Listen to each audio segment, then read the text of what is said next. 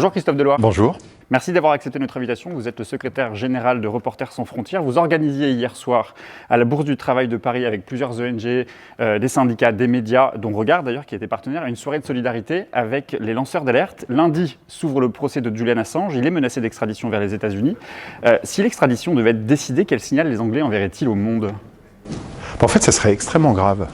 Ça serait extrêmement grave parce que ça voudrait dire que Julian Assange se retrouverait devant un tribunal, ce qu'on appelle un grand jury aux États-Unis, sous une accusation de 18 charges, 18 infractions, dont 17 relatives à une loi qui s'appelle l'Espionnage Act, qui est une loi de temps de guerre, adoptée en 1917, et qui lui ferait encourir 175 ans de prison.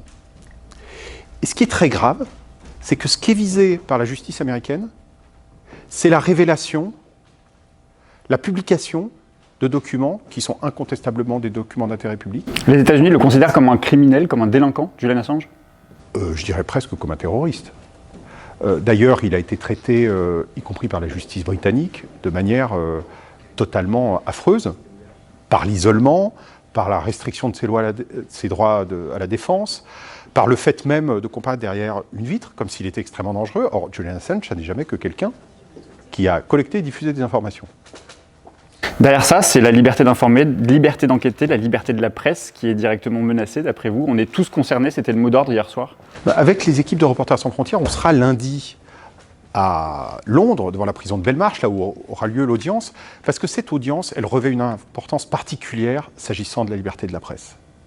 Pourquoi ? Parce qu'au fait, au-delà du sort d'un homme, ce qui se joue, c'est la possibilité pour les journalistes de divulguer des informations sur le périmètre du secret défense, des informations d'intérêt public. C'est ça qui est visé, et c'est une vraie épée de Damoclès si Julian Assange est extradé. Donc c'est un enjeu vraiment majeur, et dont le grand public ferait bien de se rendre compte, parce qu'en fait, dès qu'on parle de Julian Assange, tout le monde dit « qu'est-ce que je pense de Julian Assange ?» Porte une forme de jugement, sa subjectivité, ses sentiments, qui peuvent être variés. Chacun a le droit d'apprécier ou pas apprécier Julian Assange, mais la lucidité impose de se rendre compte que ce qui est en jeu, c'est pas est-ce qu'on aime bien ou pas Julian Assange, c'est la défense de notre droit fondamental à tous à l'information. Et c'était ça qu'hier soir, toutes les organisations représentées sur scène sont venues dire, à travers le cas de Julian Assange, et celui des lanceurs d'alerte, Rui Pinto, Snowden, etc. Vous le dites, il faut alerter l'opinion publique. Qu'est-ce qu'on sait des nombreux médias français et internationaux qui ont bénéficié et diffusé aussi des données révélées par Julian Assange ? Qu'en est-il de la solidarité de ces médias, et je pense notamment au grand titre de la presse française, à l'endroit de Julian Assange ? Française ou étrangère, il y a eu des moments, y compris aux États-Unis, où des grands médias américains voulaient vraiment défendre le droit de Julian Assange sur la base du premier amendement. Sous-entendu, il est des nôtres. Et ça, au fil des années, l'image de Assange s'est dégradée. Elle s'est dégradée du fait de procédures en partie montées, abusives. Elle s'est dégradée à la faveur de propos, de critiques. Et en fait, bon nombre de personnes, et y compris dans les milieux du journalisme, ont fini par perdre de vue l'essentiel. Et ça a été vraiment une espèce d'écran de fumée qui a été apposé sur cette affaire et qui nous a fait perdre la conscience, enfin en tout cas qui a fait perdre la conscience à beaucoup, de ce que Julian Assange, il avait permis certaines des plus grandes révélations journalistiques de ces dernières années. Vous l'avez dit, vous venez de le dire, justement, le travail des lanceurs d'alerte consiste à révéler un peu les secrets illégitimes des pouvoirs politiques et financiers à travers le monde. Est-ce qu'il y a un lien, selon vous, entre l'absence d'indépendance de la presse, je pense à la presse française notamment, on connaît la concentration des médias qui sont détenus aussi souvent par quelques hommes très fortunés, et le silence de ces médias justement sur le cas Assange, ou même plus généralement sur le cas des lanceurs d'alerte ? Moi, je ne crois pas. Enfin, je ne suis pas convaincu de ça. Peut-être, mais en tout cas, on n'a pas d'éléments permettant de le penser. Ce qui est sûr, c'est que... On ne peut pas dire qu'il y a une grande mobilisation. Non, il n'y a pas de grande mobilisation, ça je l'ai dit, c'est sûr. Il y a un défaut de solidarité parce que...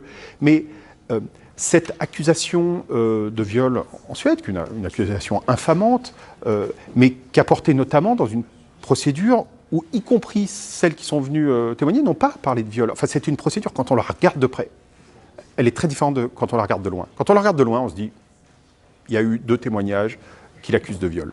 Quand on la regarde de près, il y a eu quand même des formes de montage, en tout cas, d'abus. On a vu que la justice britannique a demandé à la justice suédoise de ne pas mettre fin à la procédure. enfin, on voit qu'il y a une forme de persécution politique et judiciaire d'Assange. Mais pour ça, il faut s'intéresser d'un peu près à l'affaire. Il faut aller lire le rapport de Meltzer, Nils Meltzer, qui est ce rapporteur de l'ONU sur la torture, qui a fait un rapport totalement sidérant, à la fois sur les aspects procéduraux, judiciaires, et sur l'incarcération d'Assange et les circonstances, les conditions de son incarcération. Qu'est-ce qu'on sait justement de ces conditions parfois d'incarcération, parfois d'humiliation, parfois de privation des libertés? Il y en a certains, pour certains d'entre eux, sont en exil. Qu'est-ce qu'on sait de leurs conditions de vie aujourd'hui? Alors s'agissant d'Assange, il est dans un état moral extrêmement dégradé, qui fait peser une forme de risque pour sa vie. Il a été très longtemps à l'isolement, sans pouvoir voir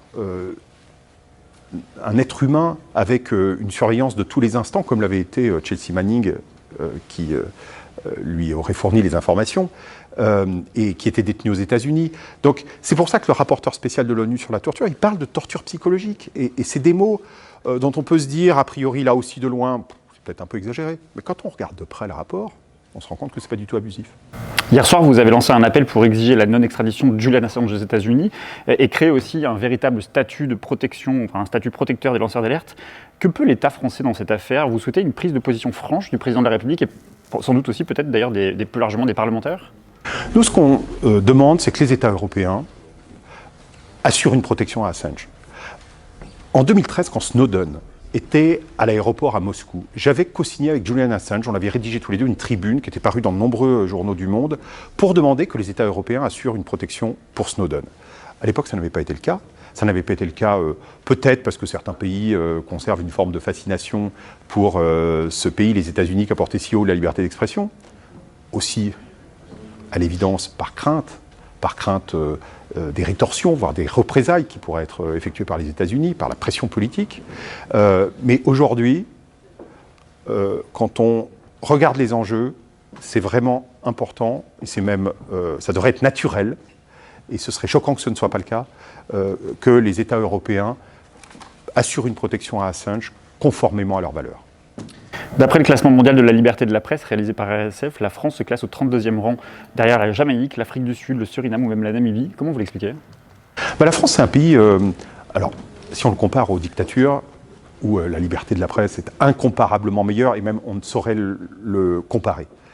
En revanche, c'est un pays où, en comparaison de ceux qui sont mieux classés, l'indépendance éditoriale des médias n'est pas assez assurée, pour des raisons qui sont celles que vous évoquiez, des tensions capitalistiques, des conflits d'intérêts qui sont plus grands qu'ailleurs, un cadre légal qui est insatisfaisant s'agissant notamment de la protection des sources, et puis un climat qui commence à être extrêmement violent à l'égard des journalistes, avec des responsables politiques qui tiennent des propos extrêmement durs, parfois qui vont largement au-delà de la critique légitime, avec parfois des violences dans les meetings, dans les manifestations.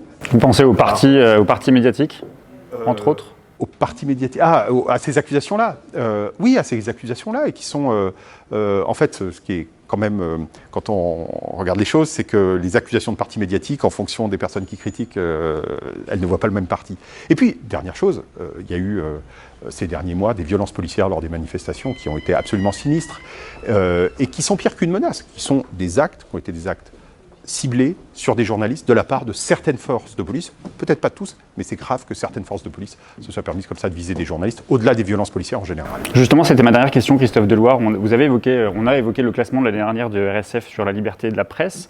Est-ce qu'après la mobilisation des Gilets jaunes, la mobilisation en cours justement contre la réforme des retraites, on l'a vu, les atteintes aux journalistes par la police, par les incarcérations qui ont été très rapides, vous craignez justement un recul de la liberté de la presse en France, un recul de son classement? Alors si on se rapporte au classement, la situation de la France s'est légèrement améliorée ces dernières années, parce qu'en fait quand on se compare, la dégradation elle est terrifiante dans d'autres pays européens, des pays où des journalistes ont été assassinés, des journalistes d'investigation, c'est quand même assez nouveau que en Europe des journalistes d'investigation soient assassinés, ça survenait après la tragédie de Charlie Hebdo, et puis avec des politiques publiques dans certains pays d'Europe, qui sont elles aussi terrifiantes, je pense à des pays de l'Est de l'Europe, la Pologne, la Hongrie, une dégradation dans l'ensemble du monde. Donc effectivement en France, la situation doit impérativement être améliorée, mais ça ne se traduit pas nécessairement affaissement au classement mondial, parce que malheureusement, dans l'ensemble du monde, la situation est vraiment en train de se dégrader. Et Reporters sans frontières qui travaille dans 130 pays, on a des correspondants dans 130 pays, ce qu'on y voit, ce sur quoi on travaille, c'est vraiment terrifiant et on ferait bien aussi de s'en aviser quand on parle de la liberté de la presse. Merci beaucoup Christophe Deloire. Merci.